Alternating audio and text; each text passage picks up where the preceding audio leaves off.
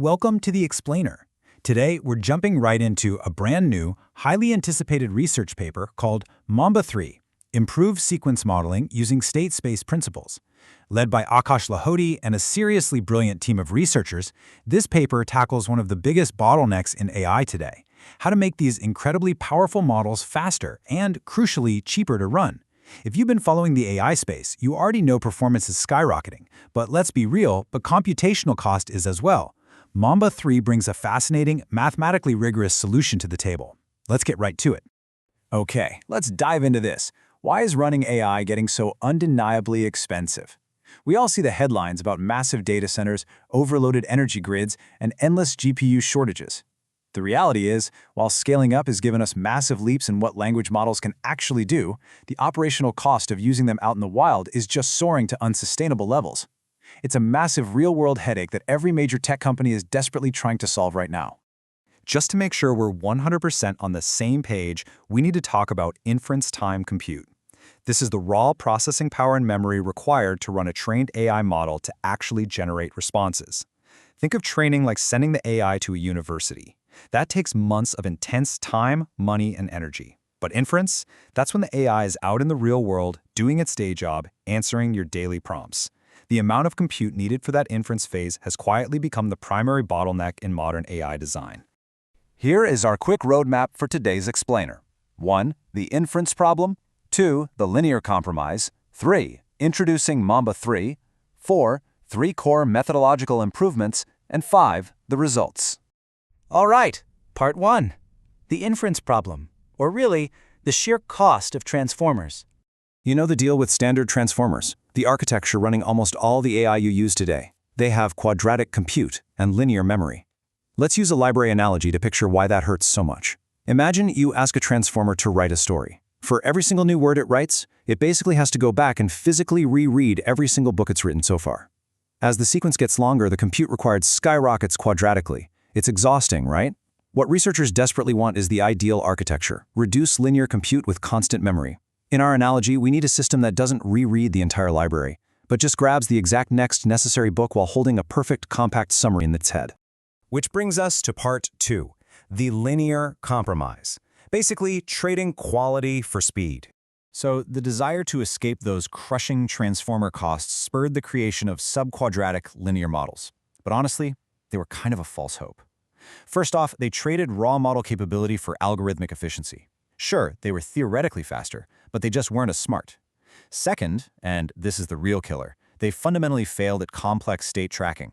They just couldn't hold on to crucial pieces of info over long contexts. And third, despite being mathematically linear on paper, they remained practically hardware inefficient. They just didn't play well with the actual GPUs running them. Enter part 3, introducing Mamba 3, an architecture built entirely from an inference-first perspective. So how did they actually build this? Part 4, the 3 core methodological improvements. Now, what's really interesting about this architecture is its exact rule of 3. We've got expressive recurrence, complex valued state updates, and a MIMO formulation. All of these are inspired by viewing linear models through the lens of state space models, or SSMs. Let's actually unpack what each of these mathematical upgrades means for processing power. Improvement number 1 is a more expressive recurrence derived from SSM discretization. I know that sounds incredibly technical, but the essential takeaway is straightforward. It makes the model's foundational repeating processes way smarter. Instead of a rigid, dumb loop for processing data, this mathematical refinement allows Mamba 3 to absorb sequential information with significantly higher fidelity. It fundamentally upgrades how the model reads over time. Then we have the second innovation, and this one is absolutely crucial: a complex-valued state update rule. Remember earlier how those older linear models essentially had amnesia and failed at state tracking? Well, this directly solves that. By using complex numbers to manage its internal memory state, Mamba 3 can hold on to deep, layered, nuanced info over massive stretches of text. It basically matches the robust recallability you'd normally only get from those heavy, expensive transformers.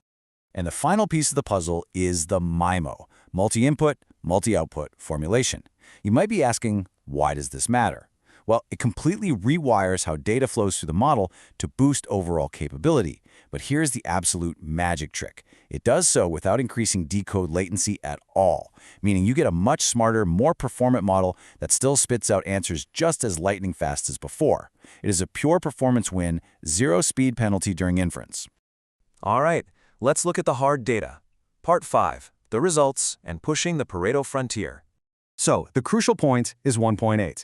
Now, in the world of highly optimized, cutting-edge language models, gaining 1.8 percentage points in average downstream accuracy is literally enormous. And that's exactly the leap Mamba 3 achieves over the next best model, which is gated DeltaNet, when tested at the 1.5 billion parameter scale. We are not talking about incremental tweaks here. It significantly steps ahead of the competition.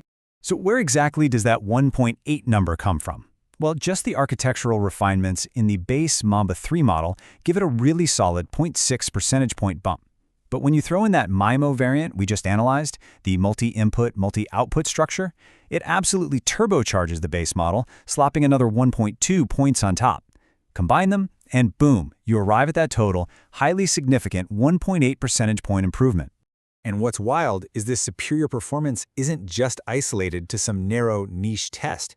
Mamba 3 sees clear victories across completely different task types. In retrieval, it shows huge accuracy gains across benchmarks. In state tracking, which again was the notorious Achilles heel of older linear models, it totally overcomes those previous limits, thanks to that complex valued update.